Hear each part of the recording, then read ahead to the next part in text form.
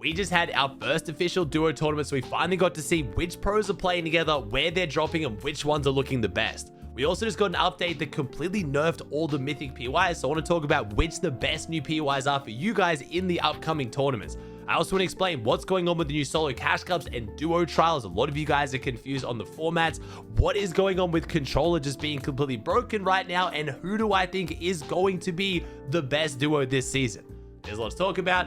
Let's jump into it. First off, before we talk about the new duos, let's talk about the new update. And I really didn't think we're getting any major update. I kind of woke up, got on for the eval cup and thought everything would be the same, but we actually got some pretty major changes that I'm happy Fortnite waited until globals was over. The main one being, we now have the queen spawning not only at Ranger's Ruin, but also a new area in the mountain right next to Demon's Debris. So it looks like Fortnite is now making it more and more where medallions don't have a guaranteed spawn spot. So we now have Demon's Debris that shares its queen with there in Dystopia, and now we have Ranger's Ruin sharing its queen with the mountain. They both have a 50-50 chance of where the queen's gonna spawn, which does kind of nerf these mythic PYs, and it seems like Fortnite is going in that direction. Not only that, they've also made it you can only carry one medallion at a time. If you're carrying a medallion, you try to pick up another one, it forces you to drop one, which is, again, it looks like a deliberate nerf from Fortnite towards medallions. Not only that, we also have the mythic PYs being nerfed because the new alien spawners, the bug spawners, don't drop weapons or loot anymore. They just drop ammo. So instead of getting crazy weapons and crazy meds, you now don't really get that much loot at the mythic PYs, especially if the queen doesn't spawn. I'm going to go as far as to say that I don't think many of the mythic PYs are actually the best PYs on the map anymore. The Hive is the only PY that gets the guaranteed queen spawn now, and I think that's probably the best PY on the map. But even then, I still think drops like OXR, Canyons, or any of the drops that get the loot drones are going to probably get you more loot more often than trying to go for the 50-50 queen spawn, and they're a lot lower risk anyway. I was actually in a call with Queasy and Veno, who now, after these changes as a duo, again, I'll talk about new duos in a second, have talked about how they don't want to go any of the mythic PYs anymore. They're thinking about just trying to lock down Canyon because it might be better overall. The mythic PYs do still get you to the A rank, so you can then open the bunkers. That's pretty much their main strength, but across the board, it looks like Fortnite is really heavily nerfing mythic PYs.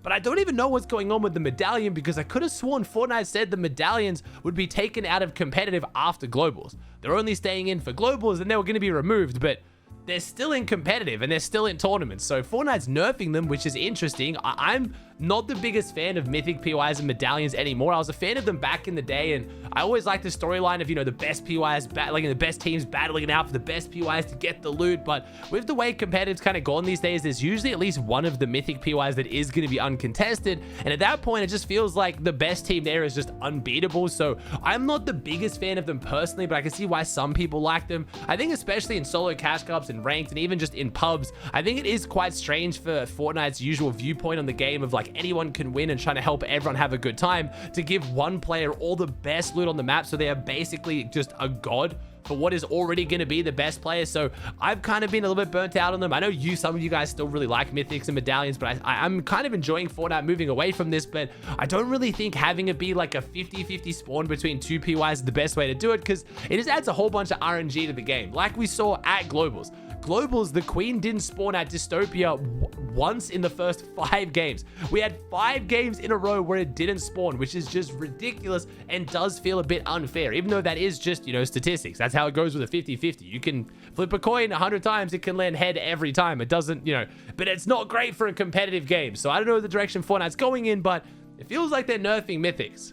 Now, this next one, I don't believe is an intended update. I don't even know, but Fortnite has somehow made controller even worse. Now, I don't play controller. I've had my chat try to explain this to me. My understanding is if you have multiple keybinds on controller, there's quite often where you have to have 2 kind of keybinds on one button where they have different actions. If you have any of those on important keybinds, they just don't work anymore. People are saying that like L3, which is usually their sprint and edit combined and things like that, just aren't working. So players are struggling to be able to jump out of the bus. They're struggling to open their maps. People are struggling to edit while sprinting, edit while crouching. Just controller is in absolute shambles right now, and there's some pretty important tournaments going on right now, namely the solo series. We have our first solo cash cup kicking off today as of you guys watching this video. We had the eval cup yesterday, which I'll recap the results of, but there's some important tournaments right now. We have the duo trial coming up, which is gonna be people's best chance to try to rank up the divisions to then get a good head start on the season. We can't just have controller completely broken, and there's rumors going around that this isn't gonna be fixed until the next update, which would just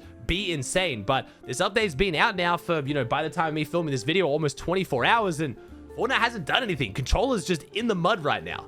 I did just want to quickly explain how the duo trial and the solo series is working, so I'm seeing a lot of people confused. So we're about to kick off the solo series. The only rank requirement for the solo series is gold rank, but you do have to have played 14 tournaments in the past, just like any regular tournaments. The way it's going to work is there's 6 different solo series. They're just 1-round qualifiers, and Fortnite's going to take your best 4, and your top 100 players are going to qualify to the finals. So just think of it as 6 rounds, takes your best 4, top 100 make finals. Nice and simple. A lot of you guys I know watching this are not going to make it to the finals. Obviously, you would love a solo series that's like victory cups and things like that. I've already talked about this in the past, but Fortnite has implemented this format because they don't want to pay out cheaters. You now have to make it through 6 weeks of qualifiers before you can play for money, so it's much easier for Fortnite to root out the cheaters and make sure they don't get paid compared to a victory cup. So I know a lot of you guys probably won't make money out of this, but it's still a really good way to lock in and practice in solos and have some fun. The game should be really stacked. I'm actually going to bring back my VOD review series on this channel. You guys loved them in the past. I'm going to get in calls with pros every single week and get them to break down their gameplay and what they're doing so you guys can learn and improve, because even though this solo format might not be the best for you guys making money right now, it doesn't mean we're not going to have formats in the future where there is a better chance for you guys to make money. So they're still worth jumping in, practicing, and they should still be really fun if you guys enjoy grinding solos. Duo trial will not get you to Division 1. You can only get to Division 2 or lower from the duo trial, and if you're Division 1, you aren't actually able to play the duo trial. As far as who is going to stay in Division 1, you have to have made Heats or a Div 1 finals last season. Otherwise, you were going to lose your Division 1 role and have to re-earn it. So the duo trial is pretty much just a chance for you guys to jump up to Div 2 or even from Div 5, 4, 3, 2. Remember, there's a lot of divisions now. So if you jump straight up to Div 2, that's awesome, but you aren't going to be able to jump straight up to Div 1. Div 1 is going to be held for people who managed to make Heats last season or made a Div 1 Cup finals and at least just made one of them. So it's a good chance for you guys to maybe try and get your divisions up in other regions if you want also, but the tournament itself is going to be probably good for a lot of you guys who want to try to play games and not get mowed down by the Division 1 players, because they're actually not eligible to play because they're not playing for anything. If they're already Division 1, why would they play and then just grief them? So that's your guys' chance to jump in, but it's a lot of confusion about what's going on with divisional cups right now. Now, moving on to the Eval Cup and some of our new duos, I'm not going to recap all the new duos because I don't know how many of them are locked in right now, and because of globals, we have quite a few weird ones. So a lot of players went to globals, they're taking like time off afterwards, or they haven't just got home yet, or unfortunately, a lot of them got sick. We have quite a few players getting ill at globals, and that's led to some weird duos. I'll try and recap at least the major duos for you guys, the ones that I imagine a lot of you guys are going to care about. So kicking off on NA, we have confirmed Peterbot and Pollo. Now, they played Eval Cup Opens on NA, and they didn't do too well. They ran out of games midway through. I'm not super panicked. Again, Pollo fans were freaking out in my chat, but again, it's the Eval Cup. There's a lot of big teams on EU and NA that didn't make finals, and I'm going to talk about them in today's video, but I'm not really using this Eval Cup performance as a great representation of which duos are looking insane. We'll wait for the actual duo Div Cup start next week for that, because as we know, a lot of teams missed out on Eval Cup. But we have Pete and Pollo locked in. They are going to Hive right now, which is being kind of interesting to see. Again, that is the only Mythic PY that gets the Mythic every single game, so it makes sense. One of the main things Pete said that he's excited to play with Pollo again is because Pollo's off-spawning is incredible, so Pete's confident they can lock down whatever the best POI is. So it looks like Pete isn't fully agreeing with my take that some of the other POIs might be as good as the Mythic POIs. He is still very happy to try to lock down the Hive every single game. Then our other big duos, we have confirmed Yomzo and Ages. Now, they absolutely dominated in today's Eval Cup Opens, getting over 300 points. They weren't able to get a win in finals, but they still played extremely well together. Yomzo actually streamed it too, which was quite interesting. Yomzo is now back on his streaming grind with comms, which, you know, a lot of the Clicks fans might find that confusing because Yomzo didn't really want to stream too much with comms with Clicks, but I think that just has to do with the fact that Clicks has a much bigger community. When Yomzo's streaming to his own community, he's maybe a little bit more confident making calls and not worrying as much about getting flamed for his decisions, as opposed to being heard by 12,000 or plus people with Clicks' community. It makes sense, but it's interesting to see the Yomzo Ages right now are streaming together. The other major duo is Cold and Ritual. Now, Cold and Ritual are both still on vacation from globals. They didn't actually play an Eval Cup today. We haven't seen them play together, but they have been pretty locked in. Now, we were supposed to see Clicks and Higgs play for the first time, but Eval Cups got moved, so Clicks had his stream with Kai Cenat. You guys probably saw it. Kai Cenat has revealed his icon skin, which honestly, looks super clean, and it turns out the skin itself, not the whole bundle, just the skin, is only going to be 800 V-Bucks, which is very, very cheap for how cool this skin is. So because Clix was doing that 1v1 first to 100 with a 99 kill lead for Kaisenat, he wasn't able to play the eval cup. Clix did end up winning that though, and he won $25,000 worth of gifted subs. So I think Clix is happy with his decision, but we got to see Higgs play with Oliver OG. They made finals, and they should have actually won one of the games in the finals, but Higgs just, for whatever reason, just didn't build. His brain just exploded, didn't build, and ended up dying with heal off. But it's a good sign if Higgs can make finals with OG and win a game. I'm not slandering OG, but obviously, again, Clix is a much more decorated player.